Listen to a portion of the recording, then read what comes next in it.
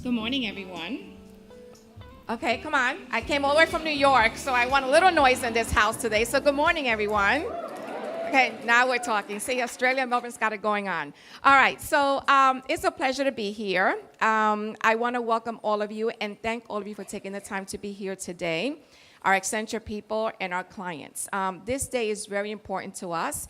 And as Lisa and Dewal were talking about what IWD means to them, I'm thinking for me, it means a whole lot of work because this is the program that we run through the Global I&D team and our marketing communications team. But it is a day to celebrate, but it's also a day to identify where do we still have some gaps. So Fiona and I had to make a big decision this morning. Fiona will be speaking later on the agenda. And we were getting ready to get mic'd. And we were going to go with the one that's on the lapel. And then we were told, but if you do that, you have to remove your necklaces. And we're thinking, but why do we have to do that? I said, well, it's going to create some noise, some static. So we're thinking, so we need to come up with a way to design a mic that we can put on a lapel that wasn't designed for just men, that we, us women, can also use, so I don't have to do this while I'm up here. So that's something you can think about as you think about designing something for women. So let me step back over here. So working, good, they are, wonderful. So a couple of things. I don't know if you've noticed, but the volume around inclusion and diversity has gone up significantly. And I'm gonna just change these slides here. We keep hearing more and more about people that are very supportive of inclusion and diversity. We hear more people question some of the things that we do around inclusion and diversity. So there are many schools of thoughts out there globally around this space. What I want to share with you as I start is that for Accenture, we are unwavering when it comes to our support and our focus on inclusion and diversity. And there are many different ways that people are referring to this now. So we hear inclusion, we hear diversity, we hear equality, we hear equity, we hear belonging. And I don't care what you call it. I just want to make sure that we are completely focused on ensuring that our culture within Accenture around the world is a place where everyone that joins our organization feels that they can succeed and they belong within our organization. So for us, it is about all of it: inclusion, diversity, equity, equality, and belonging. I want to share some stats with you. They're global stats, and I know people like to hear numbers sometimes, so I figure let's start with those numbers. We at Accenture are over 150,000 women. That's nearly 40% of our workforce. And if we compare that to the market, that's pretty significant. We had set a goal in 2016 to hire 40% women. We exceeded that goal in 2016. 28% of our women executives, managers, and above are women, so 28%. Our Global Management Committee, which is our most senior managing governing committee within our organization, is at 25% women. Our promotions this past year in 2016 of women managing directors was 30%. So 30% of our women managing directors got promoted into MD. Our board of directors, we have 30% women board of directors. And again, if you think about that in the market, it's pretty significant. So we are, again, unwavering when it comes to our focus of inclusion and diversity. As we think about this journey, as I think about my journey, I will share with you, and some of you will probably be horrified when you hear this. I just celebrated my 30 years at Accenture. So it's a pretty long time. And it's like, it went by really fast, I promise you. I'm like, 30 years, really? My daughter now works for Accenture, so I love this organization. If my own daughter works for Accenture, she tried to fight me. She kept saying, no, I will never join Accenture. You people are crazy. You work too hard. Millennial. Okay, I don't have millennials in this room. So I let her do whatever she wanted for a few years, and she goes, maybe I'll think about Accenture. I said, come on home. So she's been with us for 3 years now, and then I have a 14-year-old son. So my kids are, right apart. That's diversity within itself, another story, another day.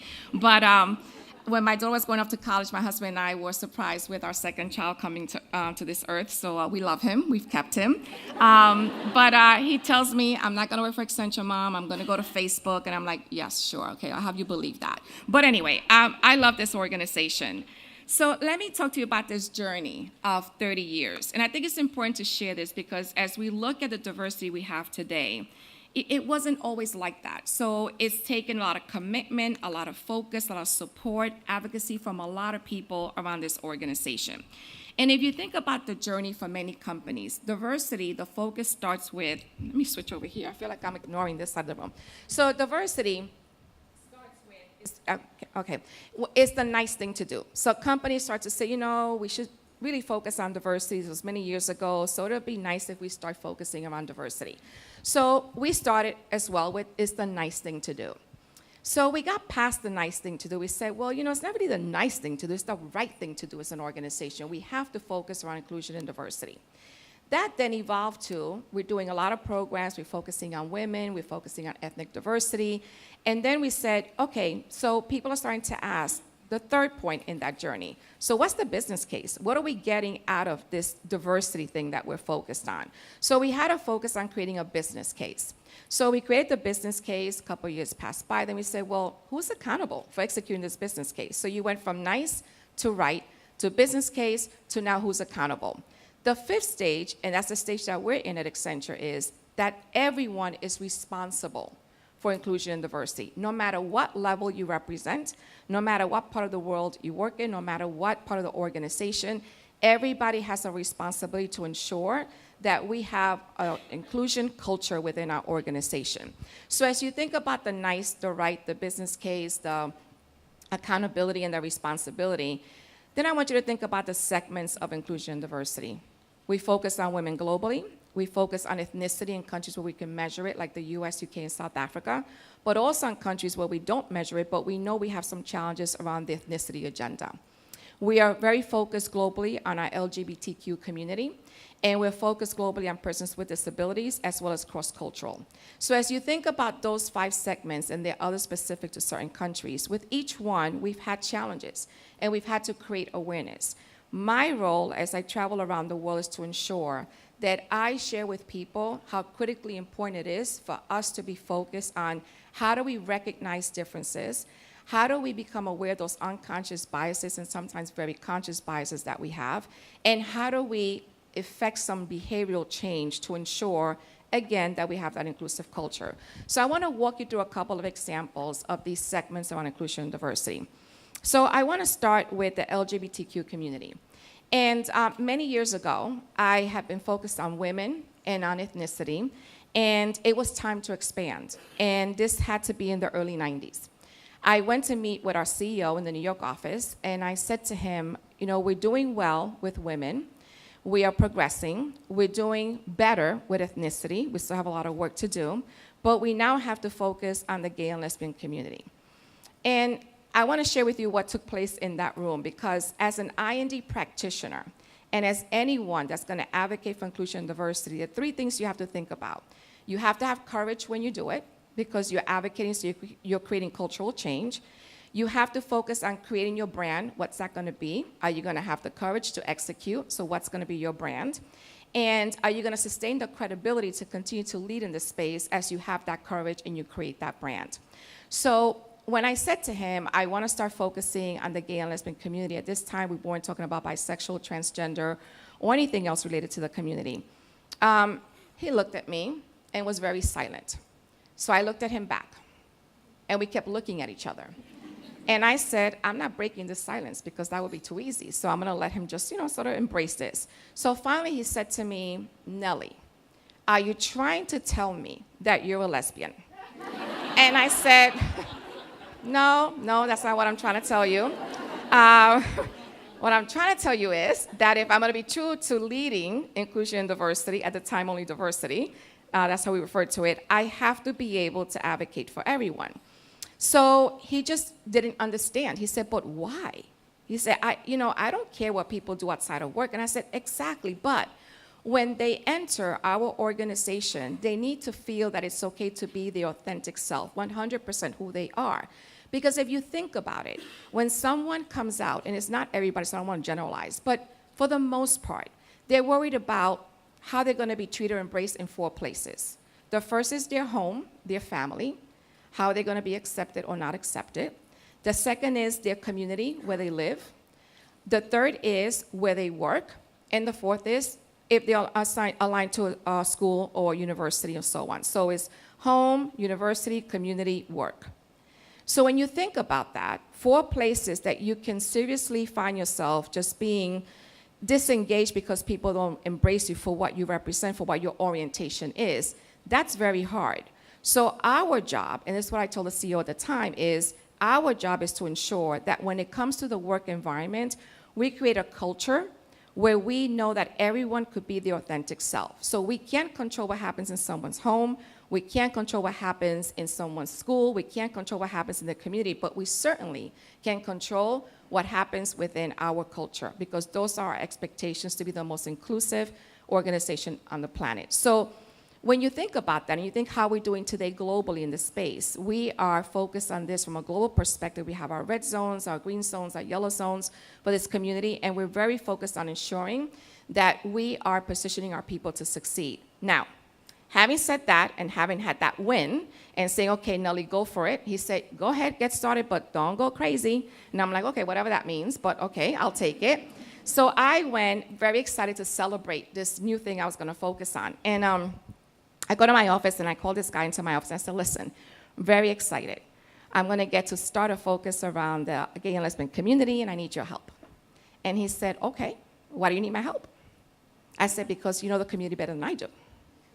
He said, why would I know the community better than you do? So I'm like, oops. So so I'm like, well, you know, just to be honest and be transparent, direct, you know, I thought you were a member of the community. He says, well, I'm not. So I'm thinking, how do I save myself from this one? So I said, well, do you know anyone?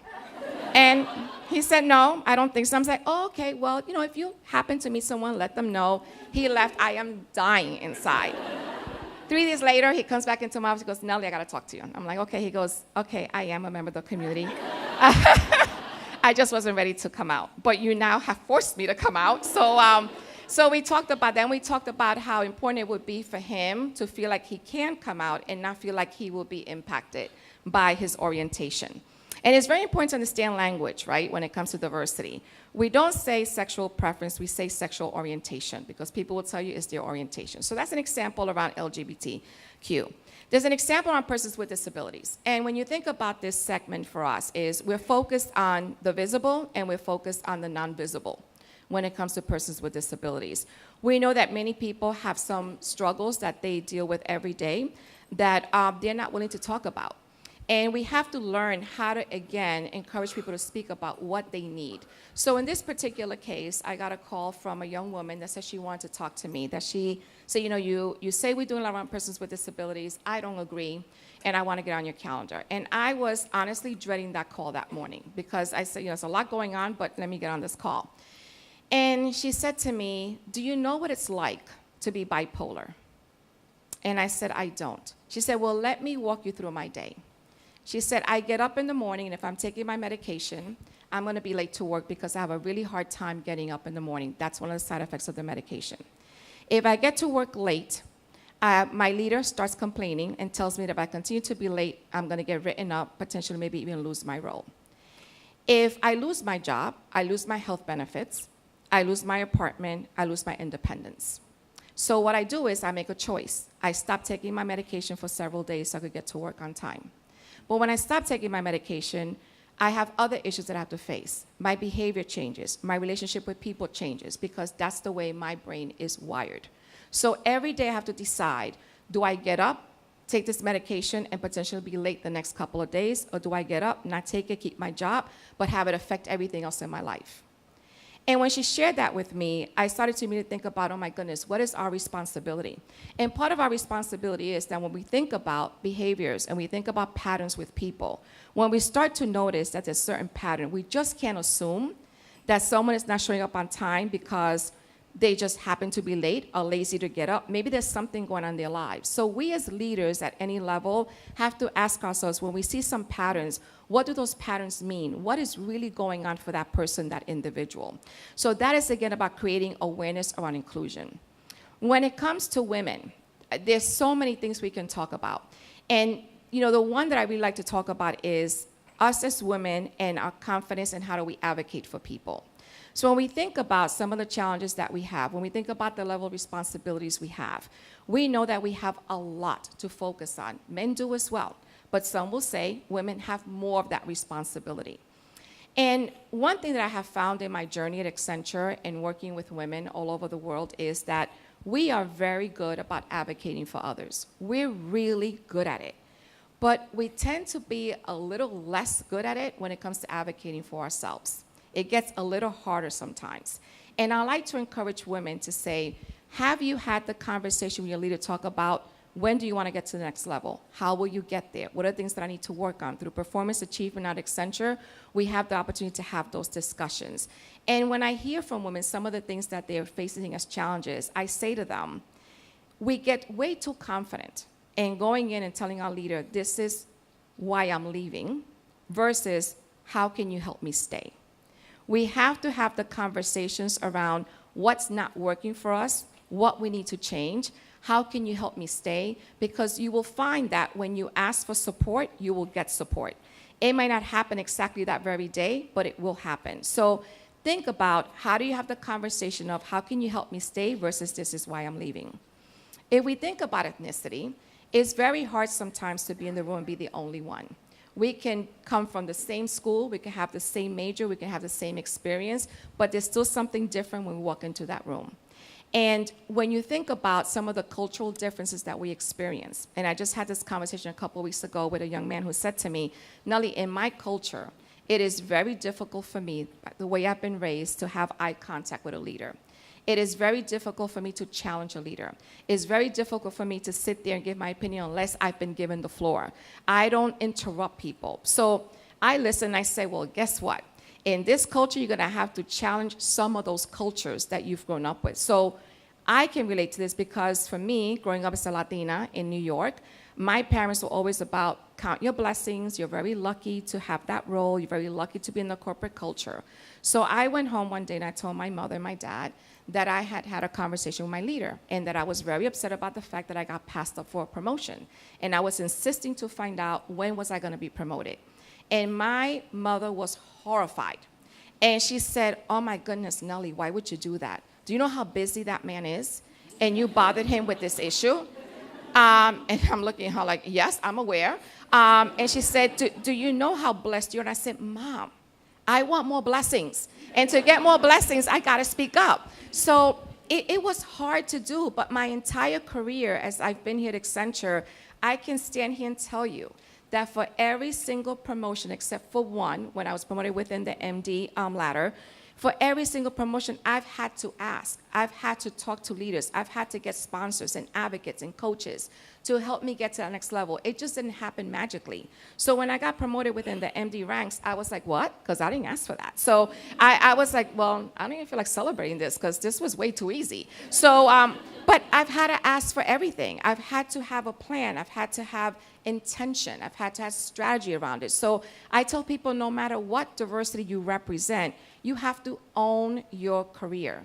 It doesn't matter where you sit, in what part of the world, you have to own your career. So if you think about ethnicity, LGBTQ, persons with disabilities, women, across the board, we have to go back to owning our careers and asking those questions. So as you think about this journey around I&D and you think about Accenture, I have seen many, many leaders be very concerned about how to have very transparent conversations with people. And they will tell me, Nellie, I want to be able to tell that person that they have to work on something. But I get very concerned about being labeled as a racist or a sexist or someone doesn't get diversity. So how do I get comfortable in having the conversation? And I will tell you, this is a tough one, right? Because we want to get to the point where we have those honest discussions. So you have to just step out of your comfort zone and really get to know people and say, I want to share with you some of this feedback. I'm a little bit uncomfortable with it, but I'm trying to do the right thing to ensure that we get you to the next level, that we get you to focus on the gaps that you have.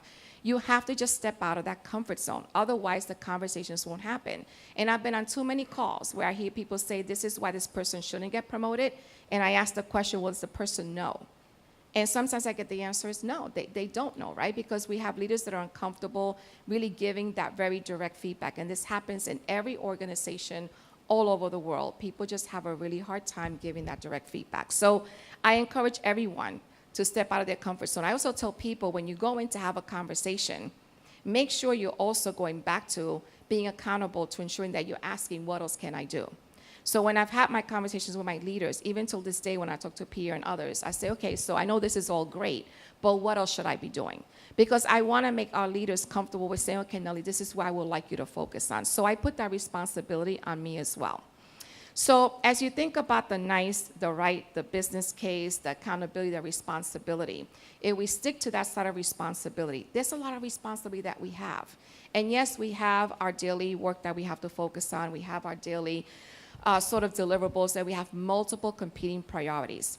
And I tell people all the time that as I've been here 30 years, I have never come across a leader in any part of the world that was intentional about being against inclusion, against diversity. But I've come across hundreds of leaders that have multiple competing priorities, and they don't think about how their behaviors and their actions impact people on a daily basis.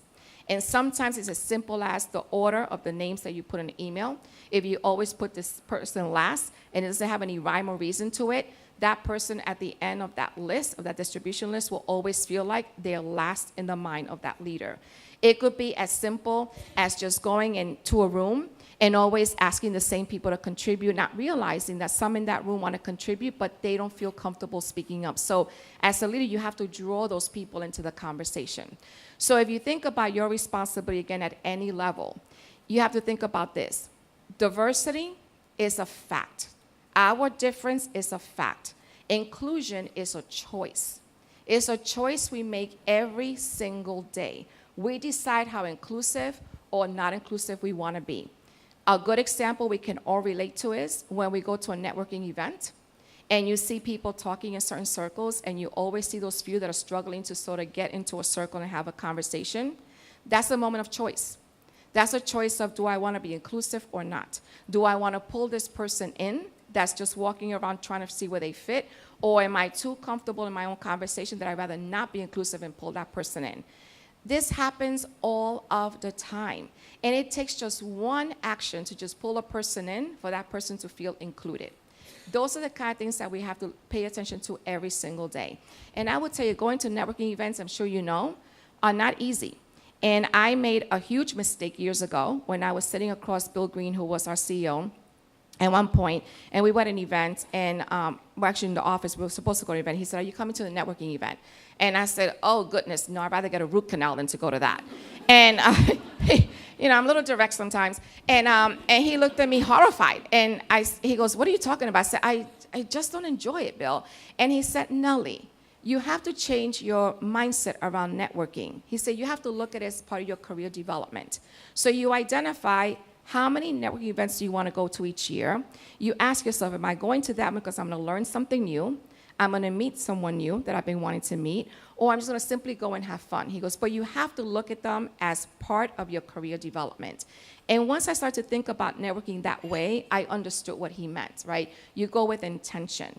But as you go to these events and you have your intention, please keep in mind those that are trying to sort of get into the fold and have a conversation. So I'm going to shift gears a little bit because we don't have that much time left. So I want to talk about quickly the survey. And I'm going to switch to this mic now. So as you know, some of you know that Accenture every year has been focused on releasing a research that we released during International Women's Day. We have focused on getting to equal, and we see getting to equal as a global issue, and we understand that we have a responsibility as an organization to impact that. So we focused this year on the gender pay gap. And I would say that within Accenture, we are very, very focused on ensuring that we have pay equity. From the very beginning of people enter our organization to the milestones and promotions of their career. So if we find that there is a discrepancy, we quickly fix it, whether it's for a man or a woman. I mean, that's what we focus on when it comes to pay equity. We have to report to our board of directors how we're doing with pay equity within our organization. So we feel that we're very focused on doing our part. I'm not going to share a lot around this because there's going to be a link and you'll see a lot around this research, but we wanted to plant a seed today to just share with you a little bit around this. So if you think about when you see a movie trailer, this is the trailer part, then you have to go and see the whole movie if you want to get all the access to this. So basically, as you look at this, for every $100 that a woman earns in today's world globally, a man earns 140. These are people that are working in an environment where across industries, but they're getting paid to work. So we researched this with interviewing online 28,000 people. Within Australia, we had about 900 who participated, 500 people that are currently working, and 400 people that are graduating from undergrad. So when we look at the pay gap from a working perspective, where people are actually getting a paycheck, this is the gap that we see. Now, when we look into the hidden pay gap, and for those of you that are not familiar with that terminology, what this means is that women do work, but they're not getting paid for this. And that hidden pay gap is they could be working for a family business, or they could be working at home, taking care of the family, the cooking, the cleaning, taking care of children. This is considered the hidden pay gap. When we take into account the hidden pay gap, we see that only 50% of women had paid jobs versus 76% of men. When you look at that from an income perspective, that then translates to for every $100 that a woman makes, a man earns $258. That's pretty significant. So we get into then, how do we impact change? So we impact change by ensuring that we focus on three things. And this is what we've discovered, that if we focus on digital fluency, if we focus on career strategy and on tech immersion, we have an opportunity to close that pay gap. Meaning that we want to make sure that women become more, they have more access to technology, from how they connect with the world, how they connect with potential jobs and careers, how they connect with people. This will help us get there, and you'll see all the stats in that column. Career strategy. We have to become more intentional around how we position women in their careers. Again, we need to make sure that we're focusing on sponsorship, on mentoring, on coaching, and things of that nature, not only within the corporate sector, but through government as well. So career strategy and being very intentional around leaders, getting very focused around this is critically important. Tech immersion, to make sure that they have the skills to really be able to take on the jobs in technology, where we know continue to be where people make the most. We need to make sure that happens as well. So digital fluency, career strategy, and tech immersion are the areas that we have to focus on globally to make sure we start to close that gender pay gap. Specific to Australia, there is a report around Australia, but I want to share just a few stats here today. If you look at digital fluency, career strategy, and technology, and if we focus on it here in Australia, these are the results that we can get, and you'll see those on the screen. So you start to see the impact that people have. Something that's not shown here as we look at this globally, the graduating class of 2020 is the first class that has an opportunity to potentially get to a gender equality situation. So think about this. People graduating in 2020 are going to be the first people within the world that can potentially get to a place of equality when it comes to pay. So this research, I would encourage you to really focus on it and really dive deep into it. It has some great stats. It breaks down by year and year what can happen. And we will continue to talk about this in the market in the next couple of days. So as I start to wrap up, I like to share this quote because I think to be inclusive, that is a choice you have to make. So if you think about this, you got to be mindful every single day, and that takes a lot of work and a lot of energy. But you have to be mindful about your behaviors. You have to be mindful about, are you embracing the difference or tolerating the difference? And I really take offense to the word tolerate because I don't think anyone wants to be tolerated. There's nothing special about being tolerated. There's something very special about being embraced, about having your difference be embraced. So when you think about being mindful, being aware of what you need to do as an individual every day to embrace people, that's very powerful. And I know we come from a place that there's a lot going on around the world. There are many different opinions, and there's a lot of, the political landscape is pretty intense right now in some parts of the world, but we have to make a choice every single day. Now, what I'm not sure is if we have time for questions or not. So you tell me. We do. Okay. So are there any questions or comments from the audience when it comes to inclusion and diversity? Who has the answer to solving all of our diversity challenges? Who's going to work on the lapel issue that I had this morning? Any questions? If not, okay, I see one back there.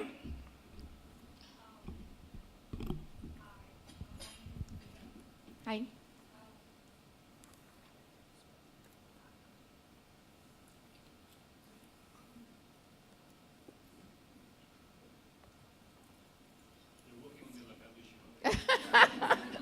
I want that solved by the time I come back. Yeah.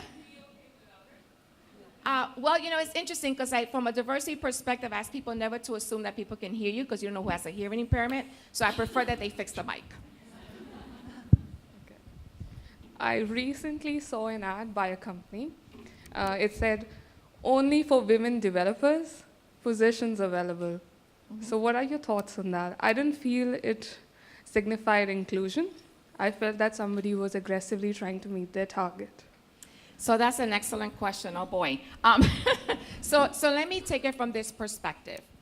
From an organizational perspective, if you have a gap that you need to close, whether that's a gap around skill sets or a gap around anything, or it's a gap around gender, you have to be intentional to close that gap. And sometimes to be intentional to close the gap, you have to have a specific focus on what talent you want to bring into the organization. Now, having said that, at Accenture, we're very focused on saying, yes, we want to hire more women into the organization, but we also want to continue to hire men that are very qualified to help us lead this organization as well. So we do have an intention around bringing more women into the fold, but I can't comment as to why that organization would be so direct and bold, but I know that some organizations are being more bold and aggressive in the way they seek the talent. But it's a gap that they're probably trying to close, and that's the way they made a decision to close that gap. Any other questions? Yes, so all the way over here.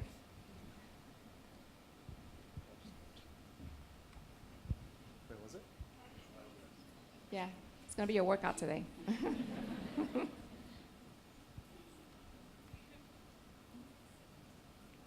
Yeah.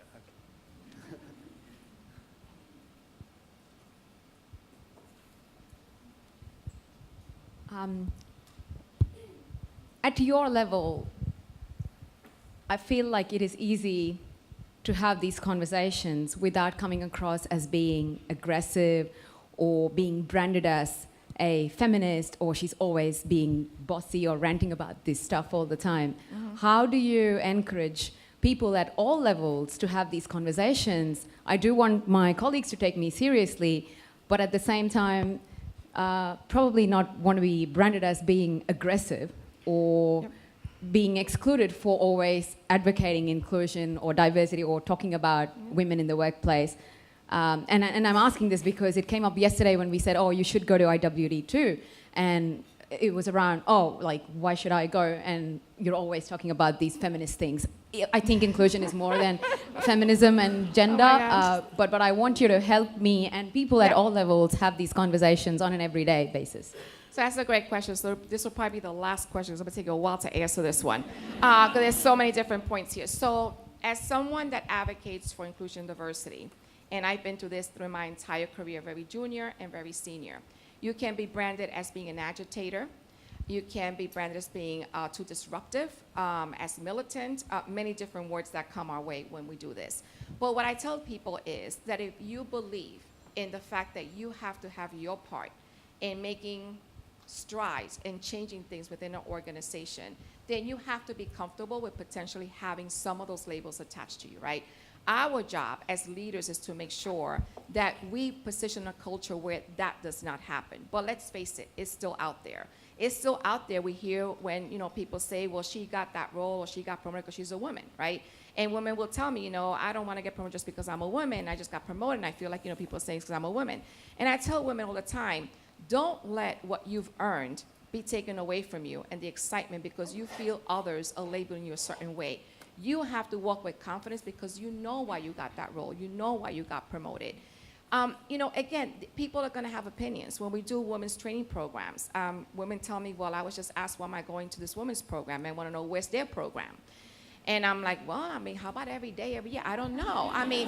So it is because, again, let's not fool ourselves, right? Men also have challenges. And they also want to make sure they get the sponsorship and the advocacy and all the things that they need to progress. But until we get to a place that is full parity, 50-50, we will need to have programs that focus on women. We need to have programs that focus on ethnicity. We need to have programs that focus on people over the age of 40. We will continue to have very intentional focus. This doesn't mean that we are siding over one or the other. It means that as a business, we understand the business imperative of having a diverse workforce. Our clients demand it. We want to continue to bring the best talent, so we need men and women, all of diversity. So to wrap up this particular question, I will tell you, there's always that risk. But in my career, and very junior, I took on that risk. But I did it in a way that was very professional, that was very intentional. I knew when to pick my battles. I knew when I needed to take someone with me of more influence to help me fight that battle. I didn't just throw myself out there and expose myself to anything that would come my way. I was very intentional, very strategic about fighting for this. So you're always going to have people with opinions. You can't control that, but you can control how you sort of, promote what you're trying to create. And hopefully that'll help.